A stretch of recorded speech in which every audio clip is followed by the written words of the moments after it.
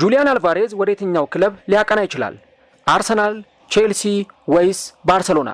ከሰሞኑ በዝውውር መስኮቱ እየሰሙ ከሚገኙ የዝውውር ጉዳዮች መካከል አንዱ የጁሊያን አልቫሬዝ ጉዳይ ነው። ጁሊያን አልቫሬዝ የውድድር ዓመት ከተጠናቀቀ በኋላ ከአትሌቲኮ ማድሪድ ጋር እንደሚለያይ በርካቶች የዘገቡ ይገኛሉ።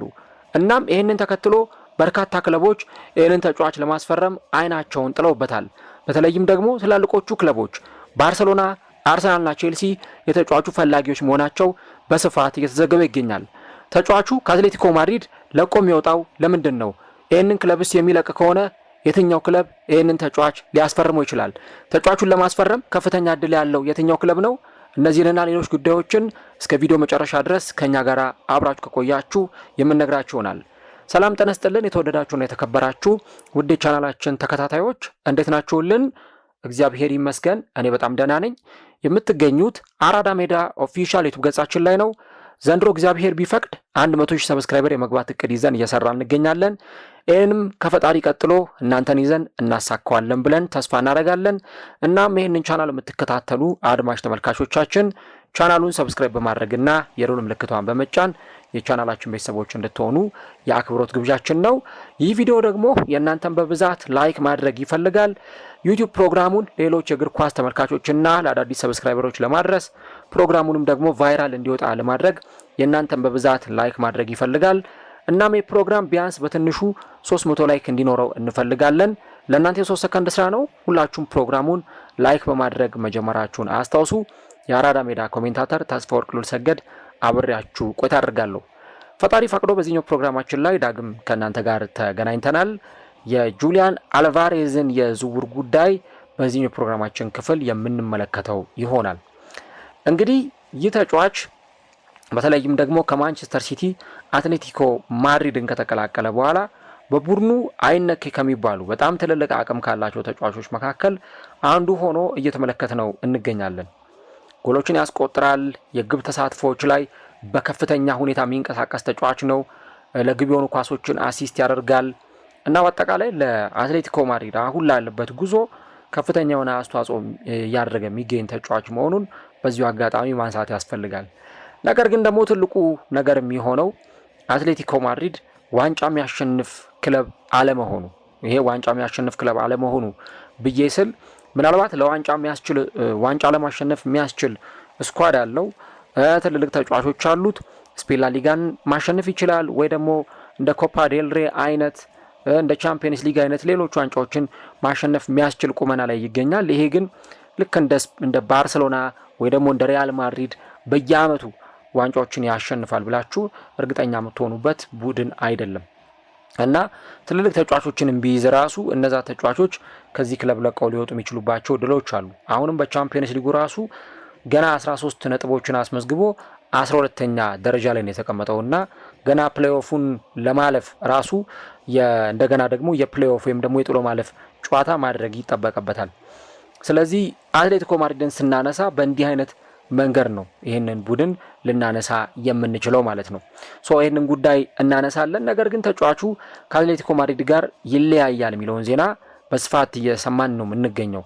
ነገር ግን ይህ ዜና መሰማት የጀመረው አሁን አይደለም። ገና በባለፈውም ዓመት ከዛ ክለብ ጋር ሊለያይ እንደሚችል እንደውም ተጫዋቹ ወደ ፕሪሚየር ሊግ የመመለስ ፍላጎት እንዳለው ከዚህ በተጨማሪ በጣም ምርጥ ክለብ ደግሞ ተቀላቅሎ በዛ ክለብ ውስጥ ራሱን ማሳየት እንደሚፈልግ ነው በርካቶች ሲናገሩ የነበረው እና ይህንን ነገር ደግሞ ከግምት ውስጥ ስናስገባና ስንመለከት ተጫዋቹ ምናልባትም ደግሞ ከዛ ክለብ ጋር የሚለያይበት እድል በጣም ሰፊ እንደሚሆን ምናልባትም ደግሞ በተለይ በዋነኝነት ገፍቶ የሚመጣ ክለብ ካለና እንዲሁ ደግሞ የተጠየቀውን ገንዘብ ለመክፈል ፈቃደኛ የሆነ ክለብ ካለ አትሌቲኮ ማድሪድም ተጫዋቹን ሌላ ክለብ ከመሸጥ ወደ ኋላ እንደማይል ነው በርካቶች ሲናገሩ የቆዩት። ስለዚህ የዚህን ተጫዋች ጉዳይ በተመለከተ እንግዲህ ከሰሞኑ የምንሰማቸው ዜናዎች ከዚህ ክለብ ጋር ሊለያይ እንደሚችል እንዲሁ ደግሞ በርካታ ክለቦችም ተጫዋቹን ለማስፈረም ፍላጎት እንዳላቸው ነው በተደጋጋሚ ጊዜ ሲናገር የነበረው።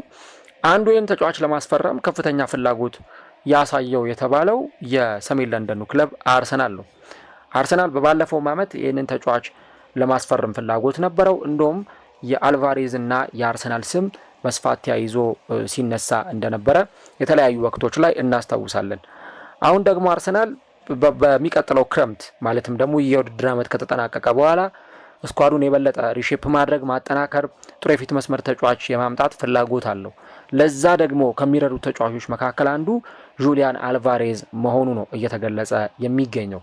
እንግዲህ ይህንን ተጫዋች ለማስፈረም አርሰናል ከፍተኛ ጥረት የሚያደርግበት አንዱ ትልቁ ምክንያት የጋብሪኤል ሄሱስ ጉዳይ ነው። እንግዲህ ጋቢናይን የውድድር ዓመት ከተጠናቀቀ በኋላ ከአርሰናል ጋር ይለያያል ተብሎ ይጠበቃል። ከአርሰናል ጋር የመለያየቱ ድል በጣም ሰፊ ነው። ምናልባት በዚህ የበጋው የተጫዋቾች የዝውውር መስኮት ከአርሰናል አይለቅም። ምክንያቱም አርሰናል ለ4 ትልልቅ ዋንጫዎች የተፎካከረ ነው የሚገኘው። ስለዚህ በዚህ ሁኔታ ላይ አርሰናልን ለቆ ይሄዳል ተብሎ አይጠበቅም። ነገር ግን የውድድር ዓመቱ ካበቃ በኋላ ወደ ቀርቦ ክለቡ ፓልሜራስ ሊመለስ ይችላል፣ ወይም ወደ ተለያዩ ክለቦች ሊያቀና የሚችልበት እድል አለ። በእርግጥ ተጫዋቹ አሁን ባሉት ጥቂት ወራት ራሱን የሚያሳይ ከሆነ በአርሰናል ተጨማሪ ኮንትራት እንዲሰጠው ራሱን ብቁ የሚያደርግበት ወይ ደግሞ ራሱን የበለጠ ለዛ የሚያመቻችበትን እድል ሊፈጥር ይችላል። እሱ እንግዲህ ኮንቴክስቹዋሊ መጨረሻ ላይ ነው የምንመለከተው፣ የውድድር ዓመቱ ማብቂያ ላይ ነው ይሄን ነገር የምናየው።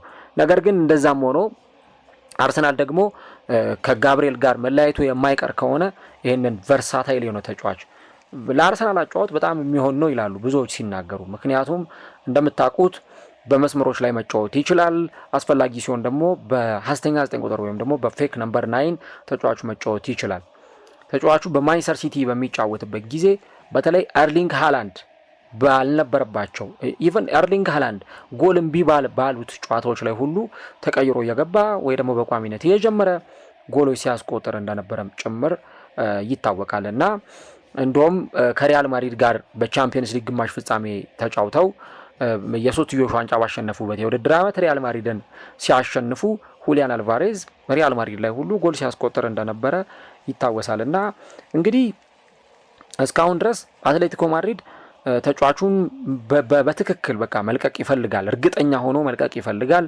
እናም ደግሞ ገዢ ክለቦች ካሉ ከነዛ ክለቦች ጋር በከፍተኛ ሁኔታ ሊደራደር ይችላል የሚሉ ነገሮችን እምብዛም እያየንም ባይሆን፣ ነገር ግን ተጫዋቹ ለሽያጭ ክፍት ሊሆን እንደሚችል ሌሎች ክለቦችም ደግሞ ይህንን ተጫዋች ለማስፈረም መንቀሳቀሳቸው እንደማይቀርም ጭምር ነው እየተገለጸ የሚገኘውና አርሰናል ይህንን እድል አንዱ ሊጠቀምበት ከሚችለው እድል መካከል አንዱ እንደሆነም ጭምር ነው ሲገለጽ የነበረው። መረጃው ደግሞ የተዘገበው በታማኙ ጋዜጠኛ ዴቪድ ኦርንስቴን ነው። ዴቪድ ኦርንስቴን እንደምታውቁት በጣም ታማኝ የሚባል ዘጋቢ ነው። የዝውውር ዜናዎችን በተመለከተ ታማኝ የሆኑ ዘገባዎችን በመዘገብ ይታወቃል። ኢቨን አርሰናልን በተመለከተ ራሱ የሚዘግባቸው ዘገባዎች በጣም ታማኝነታቸው ከፍተኛ መሆኑን እንመለከታለን። እና ዴቪድ ኦርንስቴን እንደውም በዘገባው ምንድን ነው ያለው? አርሰናል ሁሊያን አልቫሬዝን ለማስፈረም ማጤን ጀምሯል። ገና ካሁኑ ፕላን አድርጎ ያንን ነገር በደንብ እያስበበት ነው። እና በአርሰናል የዝውውር እቅድ ውስጥ ከሚገኙ ተጫዋቾች መካከል አንዱ የሁሊያን አልቫሬዝ የተባለው ተጫዋች ነው የሚል መረጃ ነው ዴቪድ ኦርንስቴን ይዞ ወጣው። ስለዚህ ተጫዋቹ ወደ አርሰናል ሊያመራ ይችላል ብለን ስንል ዝም ብሎ እንዲያው በሩመር ወይ ደግሞ በጭምጭምታ በጎሲፕ ደረጃ ሳይሆን ይህንን ነገር የምናነሳው በትክክልም ታማኙ ጋዜጠኛ ዴቪድ ኦርንስቴን ከዘገበው ዘገባ መነሻነት በተነሳ ነው ማለት ነው። እና አርሰናል አሁንም ይህንን ተጫዋች የማስፈረም ፍላጎት እንዳለውም ጭምር ነው የሚናገረው። በእርግጥ አርሰናል የቀኝ ተመላላሽ ተጫዋች የማስፈረም ፍላጎት አለው። ይህ የረጅም ጊዜ እቅዱ ነው። ምናልባት በቀጣዩ የዝውውር መስኮት ላይ እንደው ስም እንኳን አልጠራም ብሏል ዴቪድ ኦርንስቴን።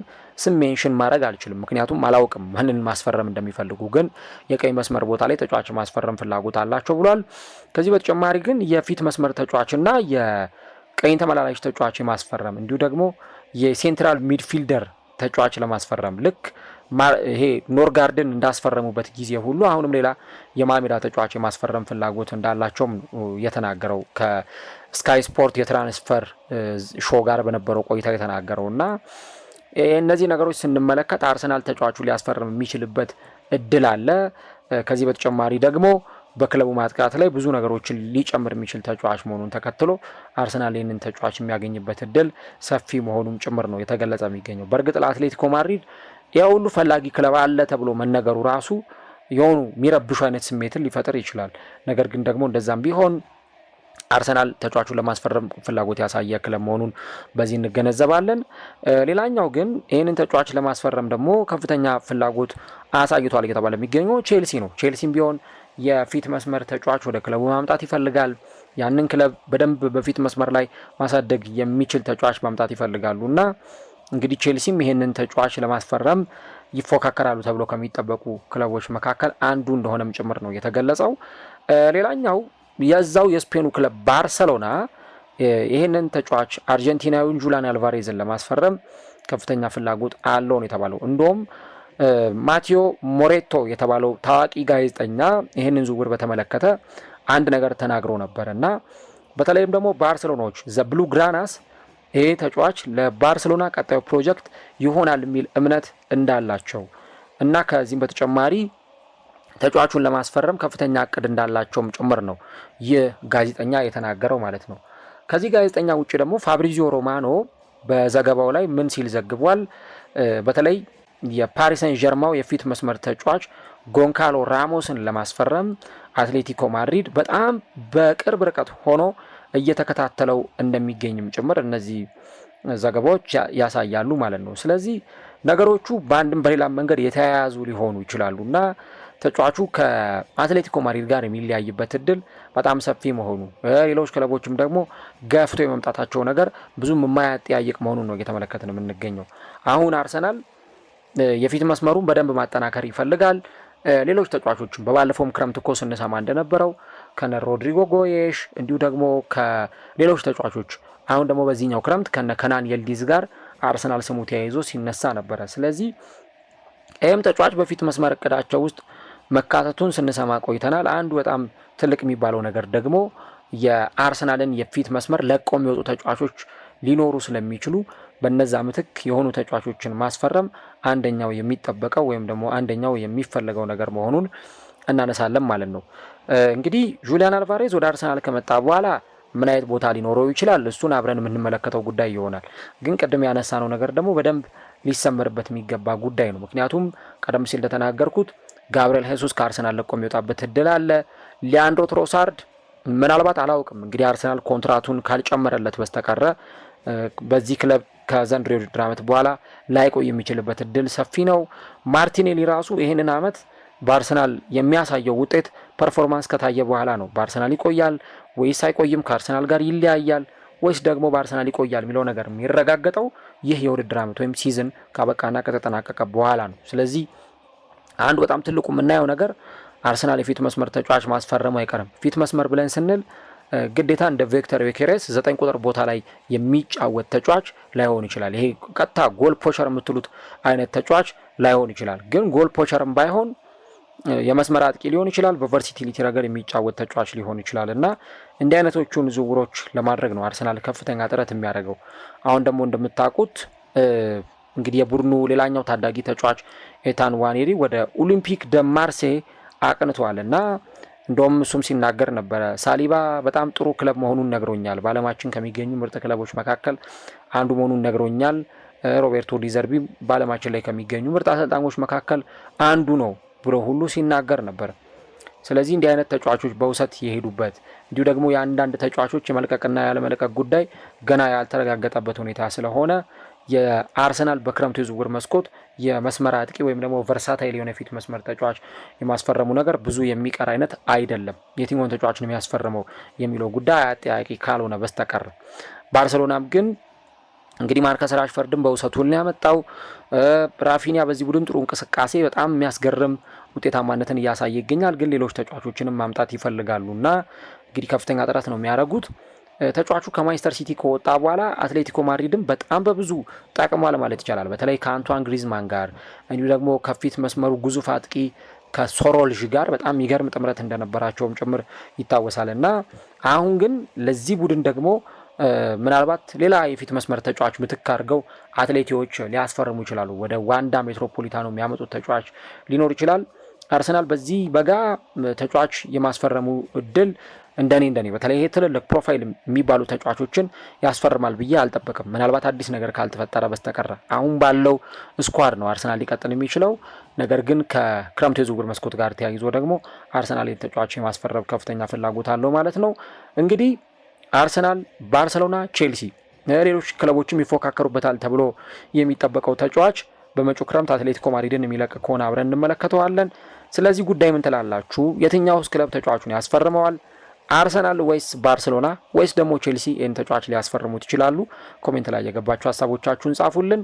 ነገር ግን ከዚህ ሰዓት ጀምሮ እስከ ቀጣዩ የክረምት የዝውውር መስኮት ድረስ የዝውውር አጀንዳ ይሆናሉ ተብለው ከሚጠበቁ በጣም ወርልድ ክላስ ከሚባሉ ተጫዋቾች መካከል አንዱ የአርጀንቲናዊው የአትሌቲኮ ማድሪድ ተጫዋች ጁሊያን አልቫሬዝ መሆኑን ያለ ጥርጥር መናገር ይቻላል። የትኛውን ክለብ ደግሞ በቀጣዩ የዝውውር መስኮት ይቀላቀላል የሚለውን እሱን እንግዲህ ጊዜው ሲደርስ አብረን የምንመለከተው ጉዳይ ይሆናል።